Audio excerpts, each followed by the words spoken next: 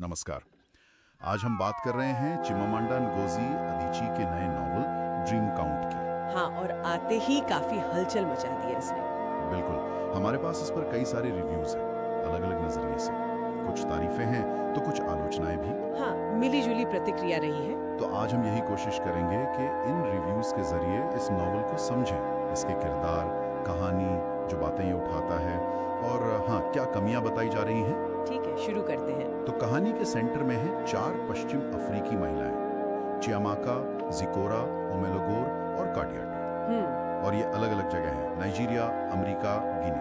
और कहानी का समय है कोविड-19 पैंडेमिक का। और ये सब अपनी जिंदगी में प्यार, महत्वाकांक्षा, मतलब एक जगह से दूसरी जगह जाने का दर्द, शोक और गहरे ट्रॉमा से गुजर रही हैं। हाँ, और यही दिलचस्प है कि इनकी पर्सनल कहानियों के जरिए अदिची बहुत बड़े मुद्दे उठाती हैं, जैसे इमिग्रेशन, दोहरी पहचान। हाँ, वो तो है।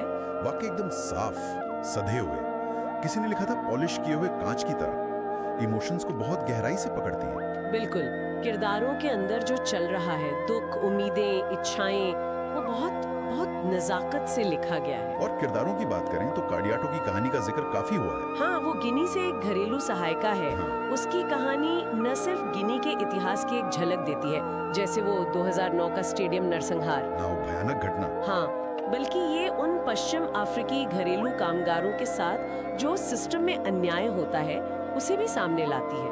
तो ये कहानी नॉवेल को एक जरूरी सामाजिक और ऐतिहासिक गहराई देती है। ये तो वाकई एक दमदार पहलू लगता है। लेकिन जहाँ इतनी तारीफ है, वहीं कुछ सवाल भी उठे, खासकर पुरुष किरदारों को लेकर। हाँ, ये एक मुख्य आलोचना है। कई रिव्यूज में ये बात है कि नॉवेल में जो पुरुष हैं, वो अक्सर या तो नेगेटिव हैं या एक जैसे। मतलब कैसे? या तो वो गायब है, मतलब जिम्मेदारी नहीं लेते, या फिर टॉक्सिक है, या अपमानजनक व्यवहार करते हैं। तो सवाल ये उठता है कि क्या ये चित्रण थोड़ा ओवर सिंप्लीफाइड है, या ये पितृसत्ता की जटिलता को पूरी तरह से पकड़ पाता है। अच्छा, मतलब ये कि क्या किरदारों की परतें कम रह गई पुरुषों के मामले में? कुछ आलोचकों का यही मानना है। इसके अलावा एक और बात उठी है, विषयों की संख्या। हाँ, सही। नॉवेल में बहुत सारे गंभीर मुद्दे छूने की कोशिश की गई है। यौन हिंसा, FGM, भ्रष्टाचार, अकादमिक दुनिया की पॉलिटिक्स, सोशल मीडिया का असर, लिस्ट लंबी है। तो क्या ये भारी पड़ गया? मतलब इतने सारे मुद्दे एक साथ? कुछ हद तक हाँ। कुछ समीक्षकों को लगा कि इतने सारे विषयों के चक्कर में कुछ कहानियां, जैसे ओमेलोगोर का एकेडमिक स्ट्रगल या जिकोरा का अकेलापन, उन्हें उतना स्पेस नहीं मिल पाया जितना मिलना चाहिए था, या फिर वो थोड़ी जल्दबाजी में खत्म होती लगती है। और 4 अलग-अलग किरदारों के बीच कुछ करने से क्या कहानी की लय पर असर पड़ा? हाँ, कुछ पाठकों को ऐसा महसूस हुआ कि बार-बार पर्सपेक्टिव बदलने से कहानी का फ्लो या रिदम थोड़ा टूटता है। समझ गया। तो मतलब मिक्स्ड बैग है एक तरह से। अगर हम ओवरऑल देखें, कमर्शियली कैसा रिस्पॉन्स रहा? कमर्शियली तो काफी सफल रही है, कई जगह बेस्ट सेलर बनी, और 2025 के वुमेन्स प्राइज फॉर फिक्शन के लिए लॉन्ग लिस्ट भी हुई है। अच्छा। तो सराहना तो मिली है। क्रिटिक्स ने इसकी इमोशनल पार, कल्चरल इंसाइट्स और पैंडेमिक के समय को जैसे कैप्चर किया है, उसकी तारीफ की है। पर हाँ, जैसा हमने डिस्कस किया, पुरुषों के चित्रण और विषयों की रेंज पर थोड़ी बहस है। कुछ को लगा कि पितृसत्ता की आलोचना का जो बड़ा थीम है, वो कभी-कभी किरदारों की अपनी निजी बारीकियों पर हावी हो गया। तो निष्कर्ष क्या निकाले?